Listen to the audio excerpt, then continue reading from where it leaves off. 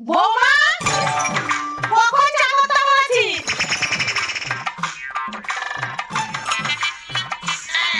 বৌমা, তুমি চা করতে এসে ফোন টিপছো? চা উতলিয়ে বাইরে বেরিয়ে যাবে না? মা, উপরে গিয়ে দিয়েছি, দেখতে পাচ্ছেন না? এটা হাতে থাকলে আপনার ছেলে ঘর থেকে বেরোতে পারে না। আর চা এমন কি জিনিস?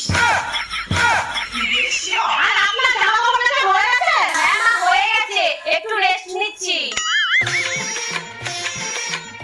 ইস, ভেজা জামা কাপড়গুলো শুকোতে না দিয়ে রেস্ট নিচ্ছে।